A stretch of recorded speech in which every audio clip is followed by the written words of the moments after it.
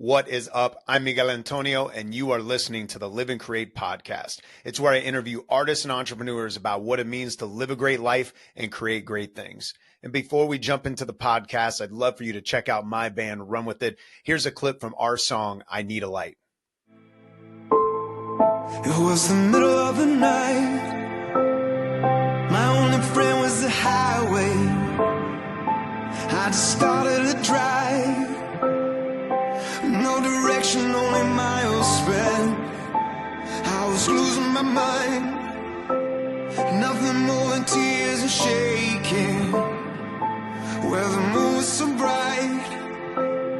We used to spin and spin. I see my darkest days, see my darkest days. I see my darkest days, see my darkest days. I need a light, so bright and the sun seems dim. I need something that will not fade, held tight like the hand of a friend. I need someone that won't run away.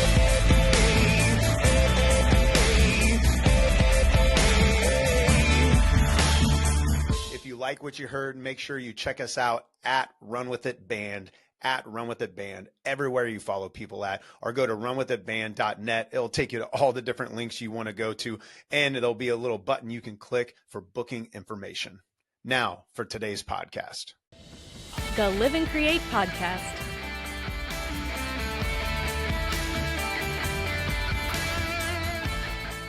But yeah, all good. How are you, man? That's awesome. Doing good. Yeah, it's in the morning. That's what I was wondering what it was. You're in, is it Modena? How do you say that?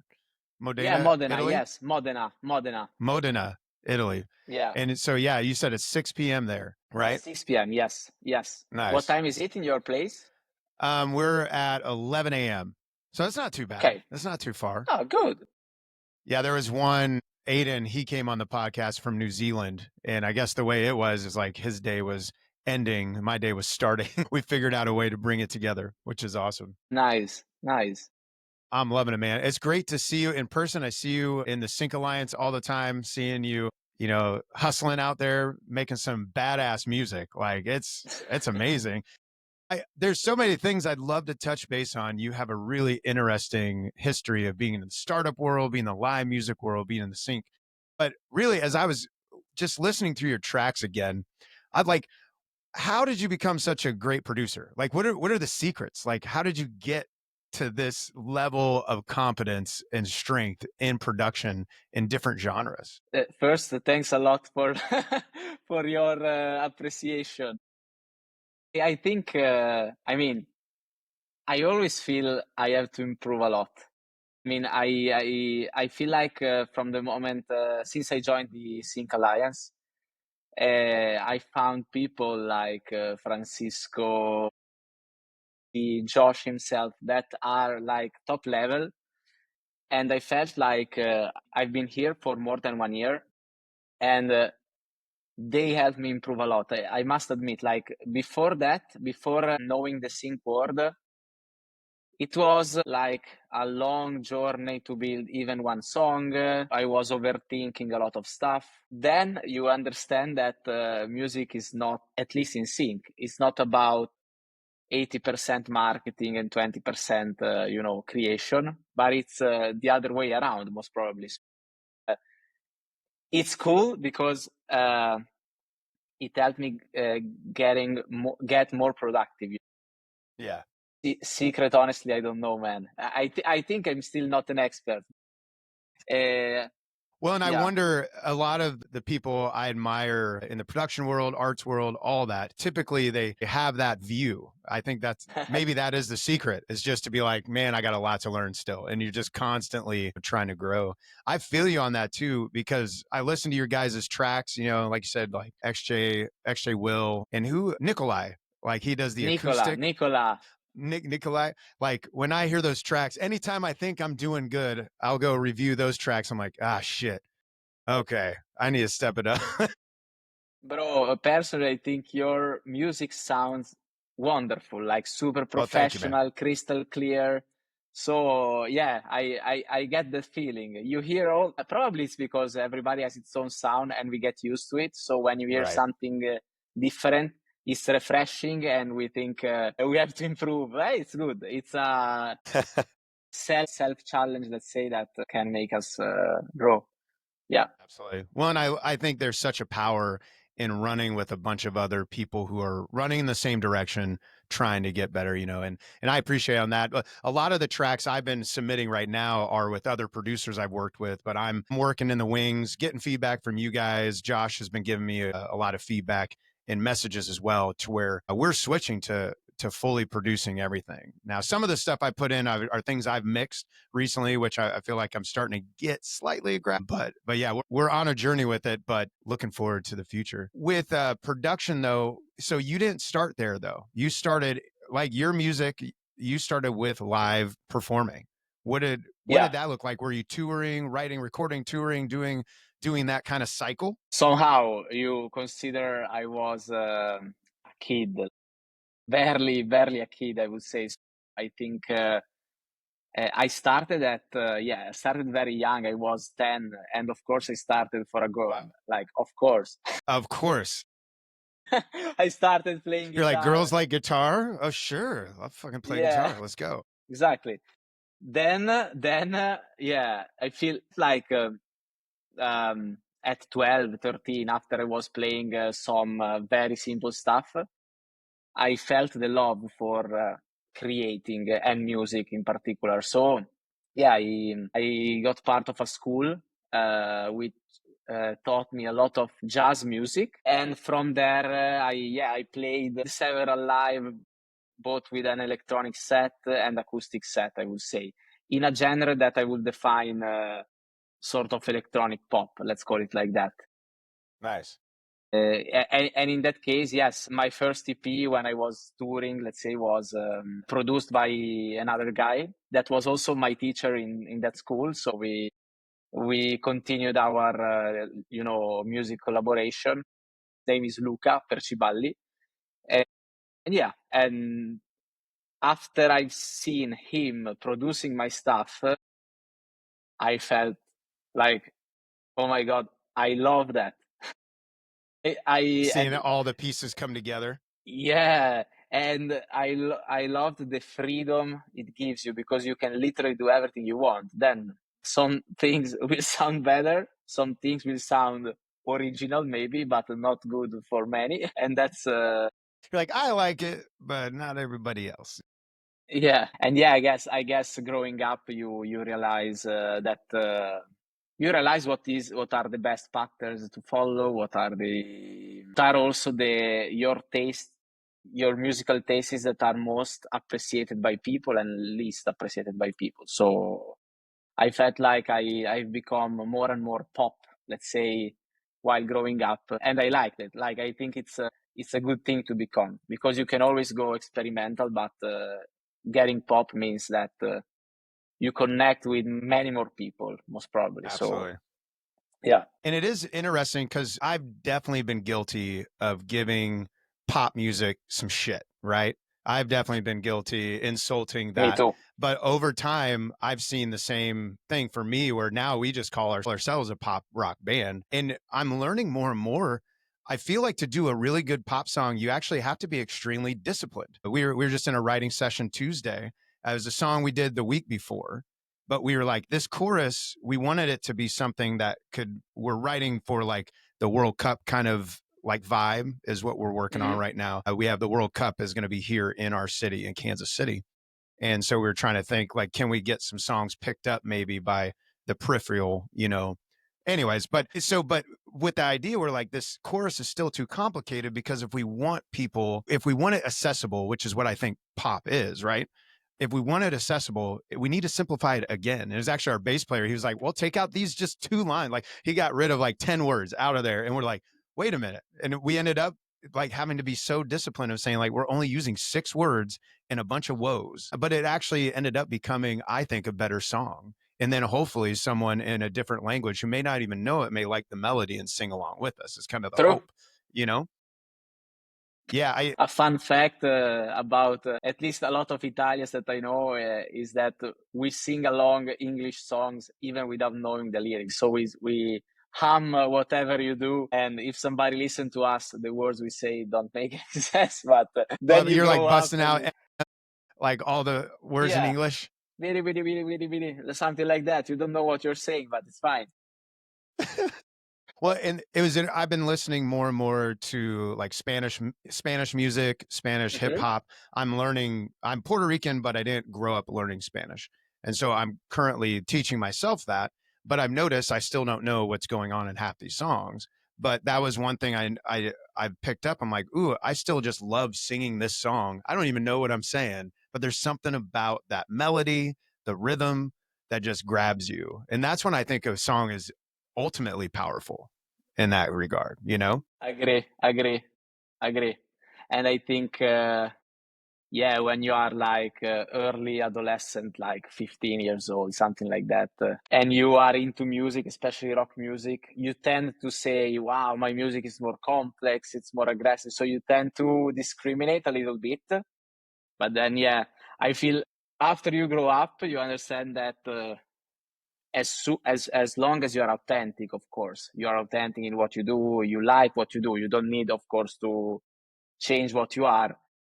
But when more people like what you're doing, they empathize with what you're doing, you also feel better. And so, yeah, I agree with your story about becoming more pop and becoming more disciplined. Yeah, definitely.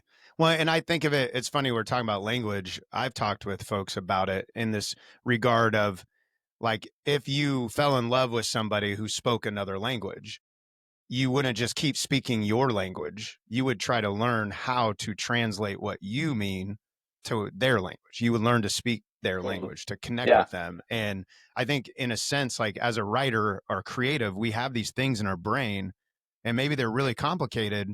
But if we really want to communicate to other people, we really want to, touch other people's lives, we have to figure out how to translate it for them, whether, rhythmically, melodically, or in actual language. Yeah, it's been an interesting journey, man. That's for sure. And so you saw this guy producing, creating that. You're seeing, Yeah. was it Pro Tools like you're seeing up on the screen, or were you guys doing like all analog gear? What did it look like? No, he was Ableton. So Ableton. yeah, Okay, I you're remember one of those guys.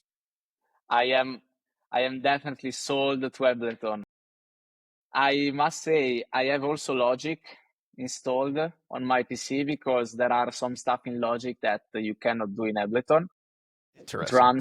Drums, really for like acoustic drums, I really mean.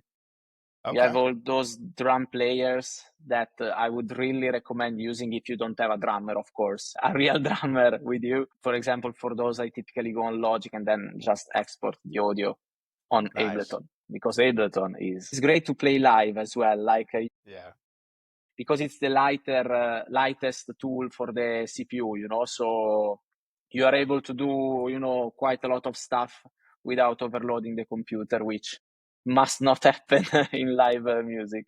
It's no good. Yeah, we use Ableton in the band for all of our live stuff, and it's my Okay. bass player. He speaks Ableton, so he's just in it, Okay. and he's designed our lighting. Everything's synced, like every little nuance of our show is synced to Ableton, and yeah, it would be devastating if that thing crashed on us. We're like, oh, Yeah. this would be rough. But so you dive in. I'm a Logic guy. I looked at Ableton. I was like, this hurts my head so much. I don't know what to do. Logic just kind of made sense. But GarageBand is where I started. GarageBand is where I just kind of started messing around with things. And I think for me, it was a natural like transition. Yeah, But it feels simpler to kickstart with Logic than Ableton. I agree with you. yeah, I spent like a few hours with Ableton one day and I was almost in tears. I was like, I don't think I can do this. I can't. So our bass player is the Ableton guy. I'm the Logic guy. Yeah. We live that way. So for you though, so you started like falling in love with production, using Ableton, getting and crafting. And was that, but I know you said your live music and a lot of the live performance stopped come COVID. Obviously for everyone, the world kind of ended. Was that Was that a turning point for you where you're like, I need to go all in on production? I think I've never thought about that, to be honest. I think Okay. I was coming from 1.5 years where I was studying to get a degree and playing a lot, a lot. So it was a very nice life, but at the same time, sometimes I was, sometimes you have those gigs where you have 30 people in the middle of nowhere. So it was cool. I was getting some first money, which was great, because I was very young. But somehow when it stopped and I felt like, okay, now the weekend is mine, I can organize however I want. I could literally manage my day and also my weeks. If I want to go, I don't know, in another place for 2 weeks, I can do it. I don't have two gigs coming in the next 2 weeks. That was sort of a relief. While in the meantime, I met those rapper online, of course, through Instagram, and it tested my production skills for I think the very first time, really, like apart from my music. So. I've seen that crafting the song was wow, awesome. And I wasn't so good, to be honest, if I listen to it now, but it was. Yeah, I know that pain. Even stuff just a few months ago, I would go back and like, oh God. Okay. Yeah, it means you are improving a lot. At least. Yes. That's the experience we want. So yeah, somehow I've not thought a lot about that. It was a natural process. It was forced, of course. But after COVID went away, the restrictions went away, I was like, I can still play live if I want, but I did few. But I was like, I prefer creating rather than performing. And I know I can perform, so I didn't have to demonstrate anything to myself, let's say. That's pretty cool, man. And where did the sync licensing pop in for you? Because it sounds like you started producing for other folks. Where did this idea of getting placements open up to you? Hey, it's quite recent, I must admit. So I think I joined the Sync Alliance on February 24th. So it's more than 1 year ago. And before that, I tried to release some music, still like music for fans, without bothering too much about live music. But I was like trying to promote it on Instagram and all this kind of stuff. And I feel like, and I'm really happy with that, honestly. I also understood that wasn't my path. So I tried that for 1 year, like a little bit of social media artist and that kind of world. And I felt like even in that case, I wasn't so comfy in showing my day-to-day activity always with a phone. And which Always with the selfie. Hey, the selfie, yeah. I really admire who does that. And I want to somehow maybe improve there. I don't want to let it go because it's important, whatever is your career, even outside of music. But yeah, after I was a little frustrated by constantly having to film myself, focusing more on that than creating music, I built 3 songs in 1 year. So it was. And then yes, I was bombarded by reels and stuff. I discovered that sync was a thing. I was curious about that, and I looked for some of the main experts. I found Josh, and when he said basically that the main focus here is create as much good music as you can, experiment different genres. Okay, let's go. like, I'm in. That's the I'm thing. in. That's the thing. And I haven't changed my mind. I'm not sure That's if awesome. I will ever make a living out of it, but wherever it goes, however it goes, I'm having so much fun. It's no waste of time for sure. Well, it is an interesting world. The more I'm learning about it, I joined the Sync Alliance, I would say. Well, I had Josh on this podcast several years back. And that's when he was telling me, one, just the amount of money he was making. I was like, wow, okay. And just from your apartment, like you're just creating songs. And then when he said he did 200 tracks in his first year, I was like, Wow, because I actually love writing volume. Like for one of our EPs, I wrote 60 songs, and then we chose one for another one. I wrote like 90, and then we chose like Wow. five, that kind of thing. So like for me, I'm kind of like, I just want to write and write and write. I love it. And when he was to see that outlet, I was like, oh man, I love the artist side. I actually love the social media side, all that. But there was Nice. something about, you mentioned the different genres as well, because with the band, it has to be kind of like in a lane, right? Kind of like you were doing with your own art. And to me, it was just exciting. Actually, I have this sitting on my desk because I just messaged a friend. This is my grandmother. I don't even know if you can see it. Yeah, she notated Yeah. this. She's a salsa singer, and she sends Wow. this to me. And she's 90, and she invited me Wow. to sing out in. We're going to New York City for the. She lives in Brooklyn, out in New York City, and I'm going to sing in the Puerto Rican Day Parade. And she sends me 6 songs that she wrote herself and notate as a singer. And I'm like, wait a minute. Now I have access to all these other great artists, because this is kind of out of my lane of a bit. But now I can help create like something that doesn't fit in my band's world, but it can live somewhere else, and then also provide this cool thing like connection with my grandmother. It's like the world just kind of opened up to me. That feels like in the sync, when I realized what can exist in the sync world. 100% aligned. Like I felt exactly the same. Then I think unfortunately you still need to have a sort of identity also in Yeah, sync, what you and are you actually might good at. exactly, and and I'm still suffering and not suffering. I'm still struggling with that a little bit because it's tough. Because you would like to explore everything, but the supervisors, the people in sync, of course, tells you that there are so many people, so much music in there that if you have that thing that they know they can come to Miguel or to Lorenzo for, you would be for that thing, you would be, much better positioned. And for example, like it's a little example, but recently we have written for a brief with Josh for Italian music. And for example, that's a nice little niche that maybe US companies, advertisement or movies will search, that maybe I can have a little more opportunities there, even if it's a niche. So, Right. yeah, we will find the right trade off in the end. Luckily, we are singers. So, singing is like you have uh, your your personal stuff, you have it for sure because it's your vocal team. Right. Well, and yeah, and that's true. And I think that's where I realized like I'm probably never going to be able to write. Maybe one day I could write a great reggaeton track or something like that. But like if I can partner, like I reached out to a friend of mine, he has a studio and he does a lot of world music, and that's kind of where he lives. And so I was like, hey, can you teach me what bolero is? Can you like do this? I'm almost wondering like, does he just do it and I like just sing over it?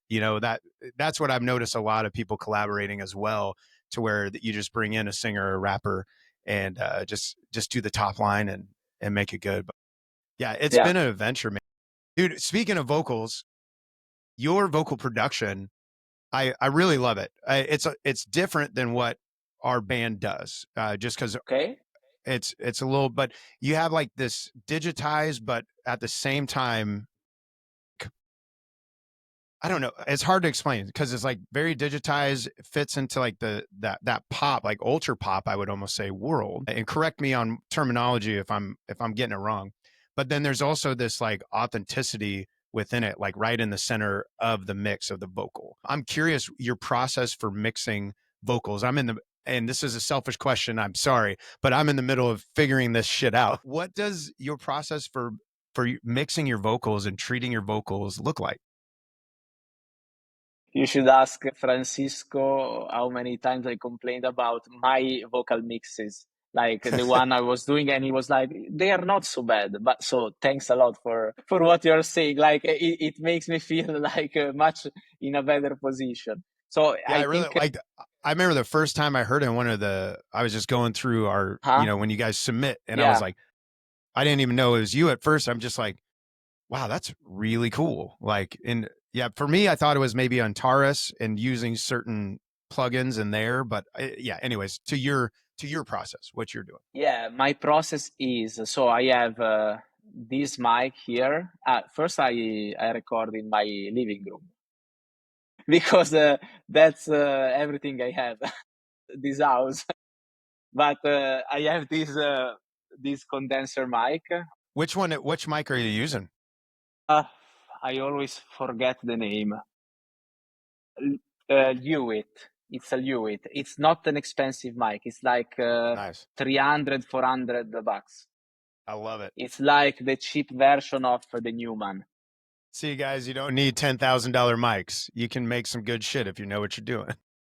Yeah, yeah, for sure. I tell you, a guy in a real studio I worked with told me something very important, actually. And then I have this one. This one is if I travel for work, if I'm anywhere, I bring it with me. It can stay in your bag, and it's not bad at all. It's this is the universal audio standard. That's the one. So the process basically, no problem. I still have it. It was just the cable. It's a workhorse.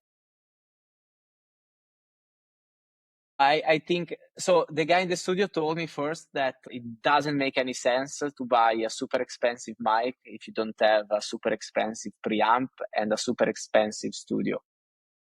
Because so unless you're willing to invest probably 5 figures, most probably, at least to get everything, it probably makes more sense to register with something cheaper, record with something cheaper, and then find your own way to mix it. Because if you think about it, there are songs also on Instagram, like on the Reels, where the vocals are like they sound very low quality, but it sounds on purpose. So it's super. Is it intentionally crafted that way? Yeah. That being said, my process is very simple, man. I record. The first thing you do is you clean what you're doing. So you basically you gain stage your vocal in order not to be too loud. So that's very important. So that the plugins will work better. That's also something that Francisco taught me. Like, if you have it loud, compressors and everything will squeeze it in a non-natural way. You will not realize it. I was never realizing it, but after I started again staging it, it felt more air, let's say, more breath, let's say. Are you doing like are you trying to keep peaks like no more than like -12? Is that kind of like between -18, -12 is where you're okay? Yeah. Right on. Then I always put a little bit of auto tune, which I don't use really as an effect, because if you hear my songs, the auto tune, you cannot hear it. But they create that, I don't know why, but they create that modern color that you were referring to, which it's like I that love. crispy, it's almost like a crispy, airy, something about it. Yeah. It's nice. It's good. And plus, to obtain that airy color, you can use, of course, EQs and stuff. If you want to know which plugins I use the one from FabFilter. I use the saturator from Native. Yeah, for EQ. Yeah, the Pro EQ 4. I use Fresh Air. I use Nectar from Isotope, which I don't think it's the best, but it helps. Yeah. And then various compressors. I mean, for example, the stock instruments from Logic, but the stock VST, from Logic and from Ableton as well, they are super good. So yeah, that's what's funny thing, is I've bought I've bought these multiple compressors, and there's some I spent money on that I don't even use. A few of them I do, like Arvox. I like Arvox a lot, but there's one, which I can't remember exactly which one if I saw it in my plugin, but one, it's a stock Logic one. There's something about it gets a nice warm, like gentle warm color on it. And it was like, damn, I was like, I had it the whole time and I just keep coming back to this one.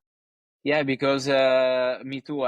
Like, I always try to spend only on stuff that I really need. For example, Suit 2, you know, that plugin that, Yeah, you know, so yeah, that's that worth it. plugin, that's worth it because there is really nothing that's similar. But you have also have, for example, Track Spacer. I don't know if you Oh, know it. no, I'm not familiar with that one. It's free.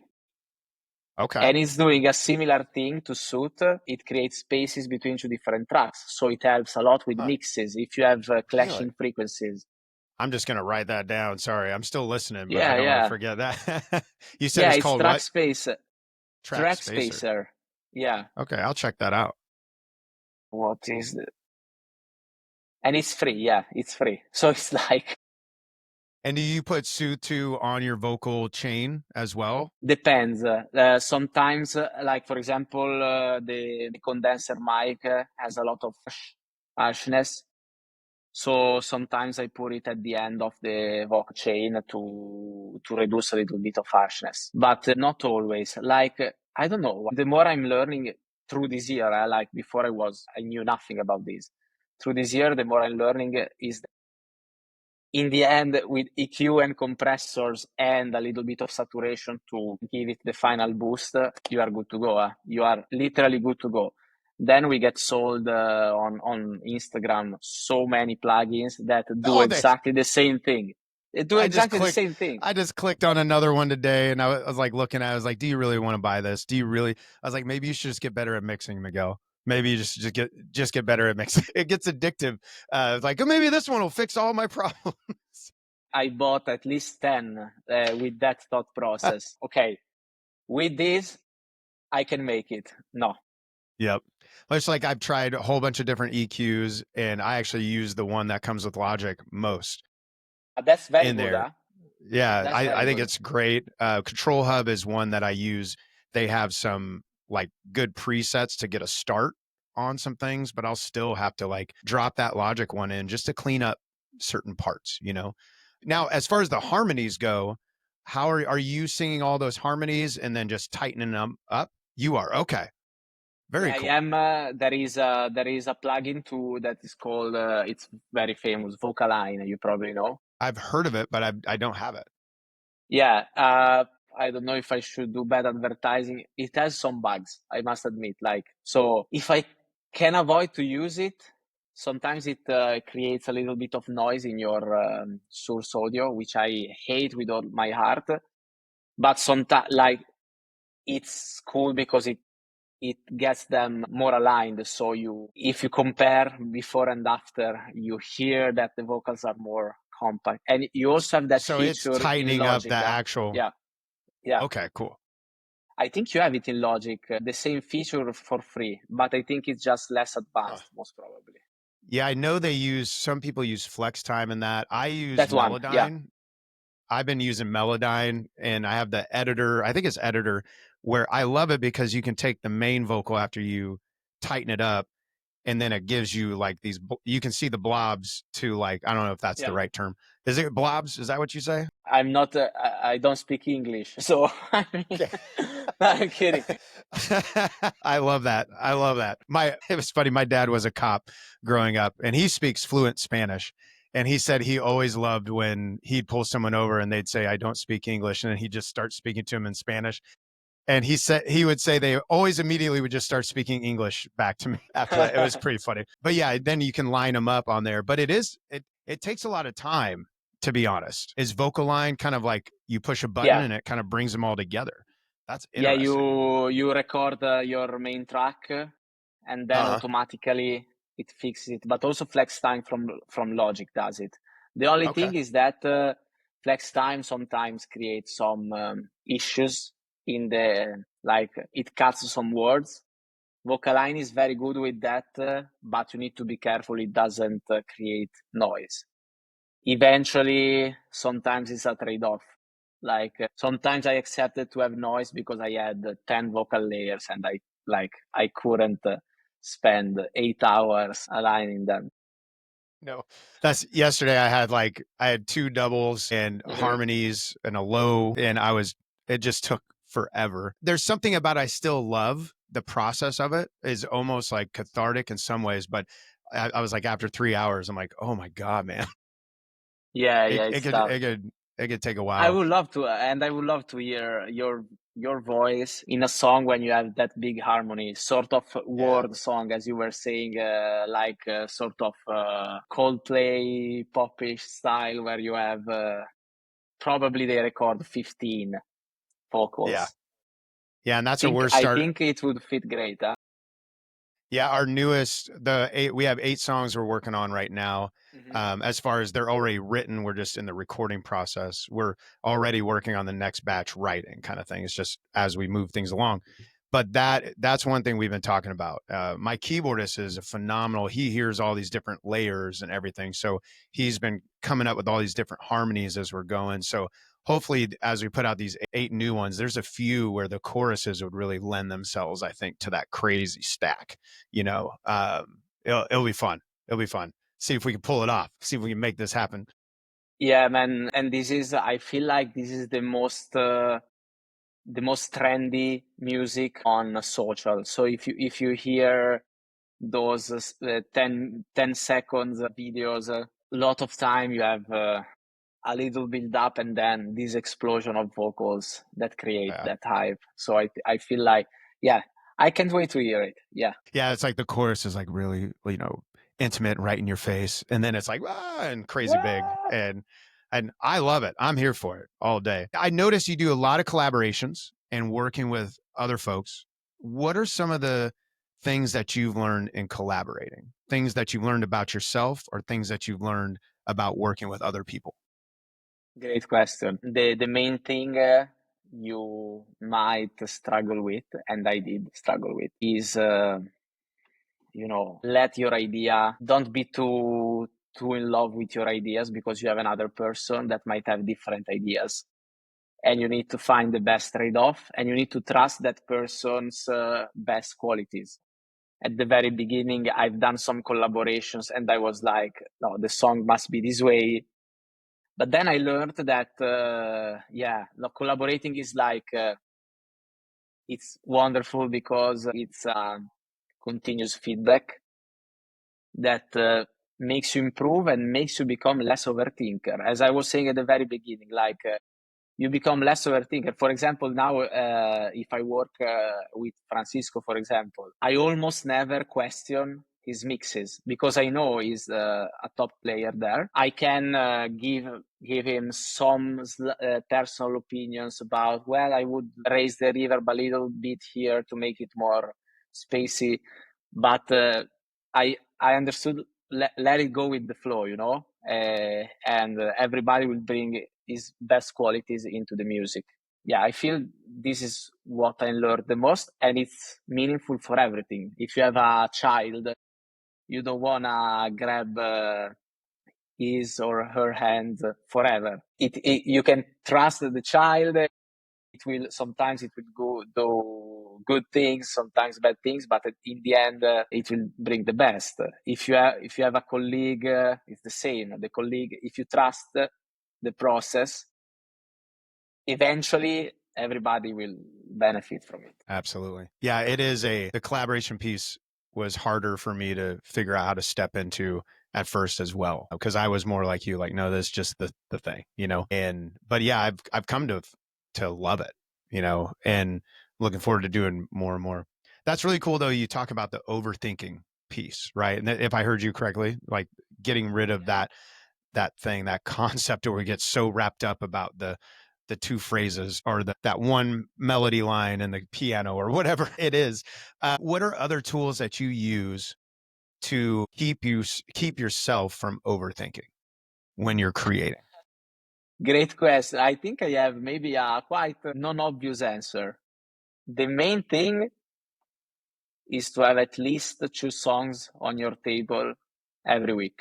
At least 2 songs, which means if you get stuck more than 1 hour on song number 1, it will take literally 2 minutes to open your other Ableton or Logic project, or to take your guitar and think about the other one. And this somehow makes you move on. And then you go back to the other one, you listen to it again, your ear is not biased anymore by hearing and hearing it again. and you're able to move on. So I think it's a strange difference because like sometimes you might say, no, I want to stay productive on this song, but like this, you overcome overthinking, and you also overcome a little bit of the writer block. Yeah. Because I cannot write on this song, fine, I have another project. Maybe you have 3 different songs to work on, so you can parallelize. I like that. That's a great idea of just being able to switch. And it makes me feel, actually makes me feel good about the band's process, because sometimes our band's process I've been questioning, because we have these 8 songs in the mixing, mastering stage, or recording, mixing, Okay. mastering. And then we have other songs that are in just the ideas. Like it's all the sketches, where I'm like, should we just be focusing on one song at one, like that's the one song we carry to, you know, from the beginning to birth, whatever. But something about it feels right now. And hearing Yeah. you have that similar process, it makes sense, because it's like, oh, I'm excited about this. And then I learned something that I can now apply as we finish up Yeah. this song. Yeah, that's true. Yeah. And it sounds like you've been down this road where it's like you're pushing and pushing, an hour in, hour and a half in, 2 hours in. And it's like the law of diminishing returns in a way, on some level. Like you're just beating your head against a wall. True. Yeah. Now, you had mentioned you were in a startup, like kind of in the process. Was that in music, or was a whole other like arena? Whole harder. Okay, what can you kind of break down a little Yeah. bit of what that was? Yeah, sure. Before COVID, I was working part-time as a consultant in the IT world, in the IT industry. In that year, it was helping me because it was giving me a stable income. And in that year, I was successful in a project with this client that got hired by this startup that was very friendly with this client. So it was like a sort of networking thing.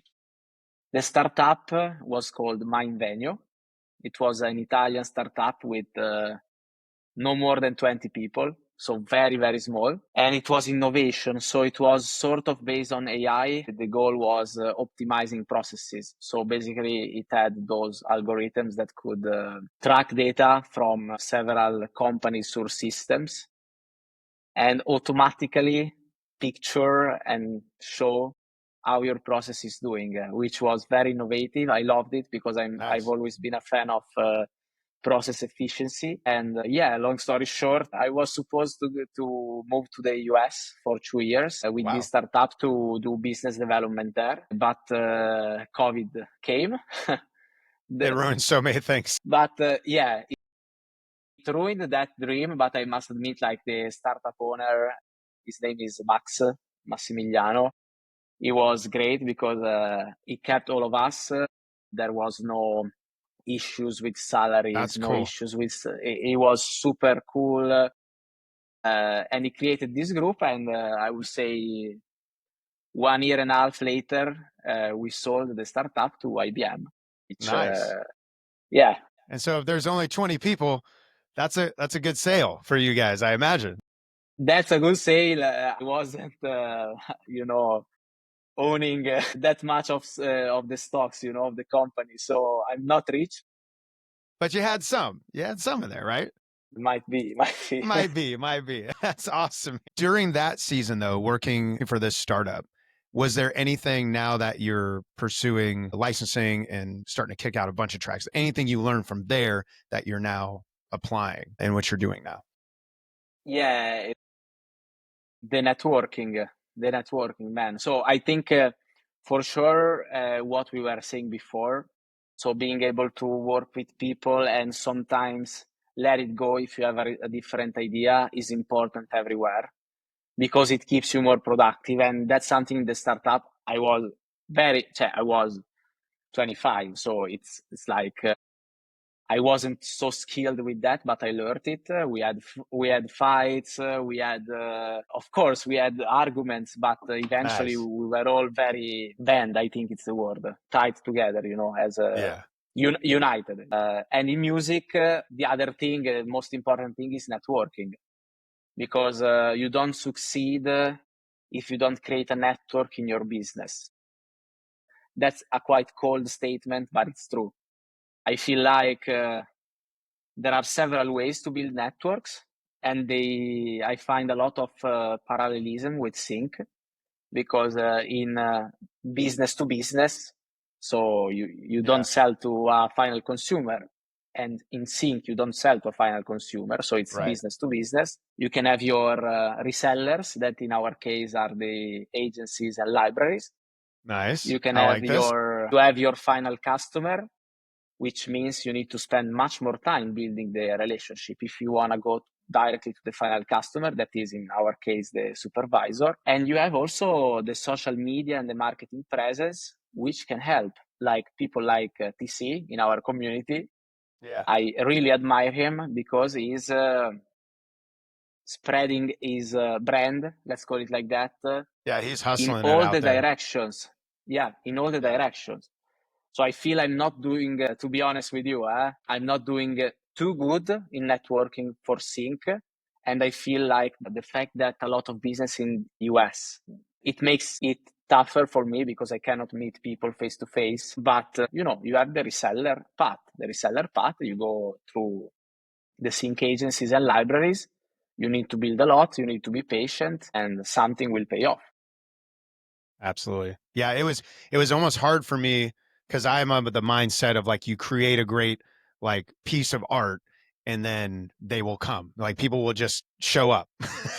And that your job is to be in the studio writing, and for us going out and performing, but like the networking thing, I love people and I love connecting, but that's always been as far as priority, a little smaller as far as the networking per se.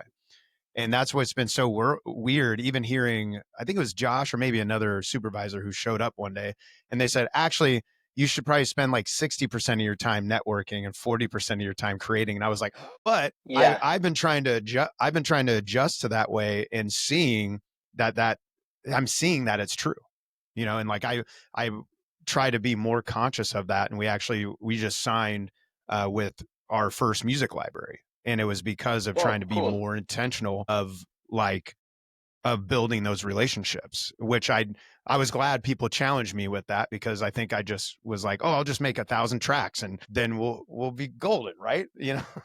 But yeah, the networking thing is interesting. I'm curious how things will shift, because I'll say it, like, America's fucking weird right now. US, there's a lot of weird things going on. Even as they're talking about, I don't even know what it means, tariff on international films coming through, but like, our studios film most of our shit in Canada and overseas, like, so I'm curious how that's going to affect the United States, but also how it may open up other opportunities internationally. And I don't know if you've heard anything like living overseas. Is that a conversation internationally? Are people more like, let's see the opportunities elsewhere, than America? No, it is. It is definitely like outside America. There is, I think, like inside America, there is a strong separation between the two political opinions. And I'm talking only about the fact that we want to become more selfish as countries rather than becoming more open. Like it was, like it has been for a few decades now. Right. I don't know how it's going to evolve. Literally, I have no idea. So I feel like the thing we can do is, I feel like if you do the right networking and you build your brand the best as you can, luckily, opportunities will come. There might be tougher period, harder period, and easier period, but it's important to staying there and keep building those relationships. And I'm saying it while not doing a great job with that yet. But it's at least I'm conscious. Right. Yeah. It's what are the boxes of? There's like unconscious incompetence, and then you got conscious incompetence, and then how's it go? Conscious incompetence, and then you got I don't know, fuck, but you're somewhere in there, of movement. I'm messing that up. It's been a long time since someone taught me that one. You're aware as you're growing it, Yeah, it is. Yeah. It is interesting though, because where I live in the United States, Kansas City's like smack dab in the middle, and basically all the music's happening out on the coast, like in New York City, LA, and then closer is Nashville, but that's still like 8 to 10 hours away. And so Wow. that's been a piece of like, okay, like I'm going to go to Atlanta. Atlanta's a hub as well, and that's about 12 hours away. So I plan on going out there. Are you going to make it to Shades of Sync? You got to fly, going to fly over? Not this year. I cannot make it. I cannot afford it. I think I get it. I will be in US, but I will go in California. I will Nice. probably meet a guy from a library I work with, but I'm also taking some vacations. Nice. Yeah. There's some cool places in California, man. I love it. Yeah. Well, what advice would you give to someone who's making music? What say they're thinking of stepping into sync. What's one piece of advice you would give them right now if they're listening and just wanting to get started? I think you shouldn't pressure yourself about getting results too soon, because the best musicians out there, at least that I've met, are getting results now after 2 years of growing, networking, and building music. So consistency is the key to succeed. And one subjective key for me to be happy is actually to find the right trade-off between, what you have to do. So we have some rules for networking, some rules for building music for sings that you should keep in mind, but that's my personal opinion. I'm not saying it's the truth. It's also good to find a trade-off with your own, let's call it freedom. So sometimes it keeps you more motivated to build a song that is not 100% fitting the sync rules, but you have the motivation to build other four rather than forcing yourself in following every rule, and then you are a little drained from energy to build the second song, and so you become less productive. So I think I hope it makes sense what I'm saying. I think finding Yeah. the best trade-off between the rules you have to follow and the freedom. Freedom means if tonight I don't want to go do music, I cannot do it. I'm really out of energy. I can go out for a beer and I will go working tomorrow. For me, it's a great trade-off to keep your mind fresh and motivated. Yeah, there's a writer that I quote a lot. His name's Alex Mm-hmm. Hermosi, and he Okay. does like business investments and stuff. And one thing he said one day that really hit me, and he said basically your obsession with being perfect is what's actually killing you. And it really spoke to me because I can get so obsessed about making sure all those things are down. But like you said, what it ends up doing is just like crushing your soul at some level. And then you can only get that one song. I think that's why some artists just never, they'll get that one album out and they'll never do anything again, is because it's like Yes. they were never able just to let themselves breathe and not have it perfect and not have it. So no, I love that. That's a great reminder in it, because it's, Yeah. I think artists And if especially, we you get stuck in that. 100%. And if you love something, like I really love creating music, as I was telling you before, if that will not become my full-time job forever, I'm chill with myself. Like I'm like, okay, I can find other ways to get incomes while keeping doing music. It can become part-time. It can become, but what's important is that you love it. If you start hating what you're doing, at a certain point you will regret it, and you will be too obsessed with the result and not enjoying the journey. That's very important. I have a song about that, by the way. You're like, we'll drop it in the comments. Get it, that one. Yeah. And it is tough because it's like, sometimes it is hard and sometimes it's heavy, but it's like you said, the love of it is like, can you still love it in the midst, of it, and find places to enjoy it. And even sometimes just enjoying the fact that sometimes it does suck and sometimes you do have to wait and sometimes you do have to, all these things. Yeah. Well, the last two questions, and I know then you're ready to wrap up your day. Last two questions of the podcast. Right now, how would you define living a great life? I think it connects to what we have just said. I think living a great life connects directly to your freedom. And I I like to say it in my job and also to my girlfriend, to the people I love the most. I feel freedom could be defined as your personal trade-off, everybody has its own, between money, time, passion, and people. That's something I I have it ready because we discussed it a lot of times with with my close people. Money, you need them to make a living. Without time, you don't enjoy anything. Passion keeps keeps your adrenaline up, keeps your energy up, keeps you motivated day by day. And people for me is equally important. And if I think about what I told you about gigs, when I was doing live, what I was missing in my weekend, if I was going to play 2 hours away from my town, it was that my friends, for example, were taking a beer and maybe watching a football game and maybe go outside dancing, and I wasn't there. So I feel like the best trade-off between these four can give you freedom. What is the best trade-off? This is personal. Somebody Right. A little might more of focus this, a little on bit of that. yeah. Of course, I think none of these four should miss. Maybe you give more relevance to one of these elements, but you should have all of them well balanced. Well, and I think it's interesting. I love that you created this framework. I had a mentor once that we talked about the difference between balance, and he talked about it as tension, where it's like a rubber band or like a dance, like when you Mhm. dance salsa music, it's like you pull and push, and that creates that dance. But I like that idea of that framework, because it's almost like maybe there will be time where the passion is ramped up, but the Yeah, people is a little lower.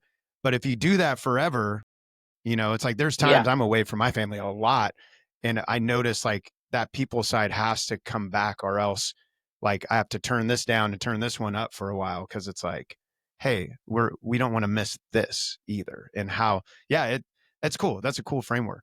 I like that a lot. thanks. And it I think it relieves a lot of people thinking about that, because maybe you are stuck in a job, that you don't like that much, so you don't have passion. But thinking about it, maybe it's a job that gives you time, gives you some money, and you can also you are maybe with people that you like, even if you don't like the job. So you have 3 out of 4.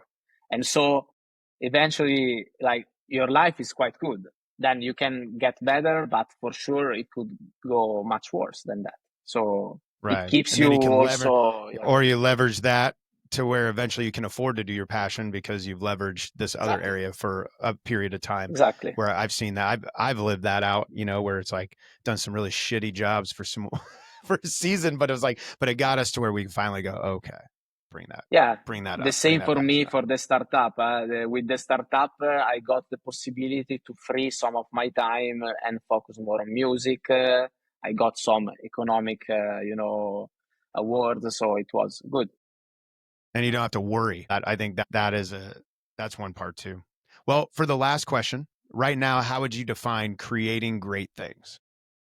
Creating great things. I think somehow they should be, as we were saying, pop. So they should communicate to a lot of people. Like that, I think become great because a lot of people empathize with it. And plus, it needs to be authentic. I would say this is my answer. If it communicates to a lot of people, so it means it's well done somehow. And it's authentic, so it means you are in there. You haven't in you are not following just a trend. You are putting yourself in there. It means it's art, real creation. Whatever you do, it can be a software, it can be music, it can be, something you build with your hands, like, I don't know, a chair, maybe you love Right. building chairs and it's, It's interesting, because I think a chair is a great example of what we've been talking about with the true, pop and the authenticity, true. because it's like at the end of the day, a chair has to have like four what Legs, yeah. legs. Thank you. I don't speak English either, apparently. but it has four legs. Maybe you can get away with three, but now it's called a stool. So if you really want to create a chair, it needs to have four legs. It needs to have a way to hold someone up. It has these functions. Now you can embellish it. You can wood, metal, plastic. You can all sorts of things, but the function is this thing. That is interesting. You're going to have me Nice. thinking about a chair all day. I love it. Well, let people know how they can connect with you, check out your music, license all your stuff, and get you another vacation out of it. That would be great. I mean, yeah, you can of course find me on social. I'm really willing to connect on LinkedIn as well. I'm starting to explore that piece a lot. And I also have a website where you can find a lot of music I've done. It's called Lucchi, so my family name, Lucchi Music. And I'm also available to collaborate on productions. I can be a vocalist. So I'm willing to connect with as many people as possible. Yeah, definitely go check it out. You got a ton of tracks on there. They sound pretty awesome, man. So, well, dude, thanks for making the time. It was awesome. Thank you for listening to the Live and Create podcast. If you like what you heard, make sure you subscribe and leave a comment or a review. The Live and Create podcast.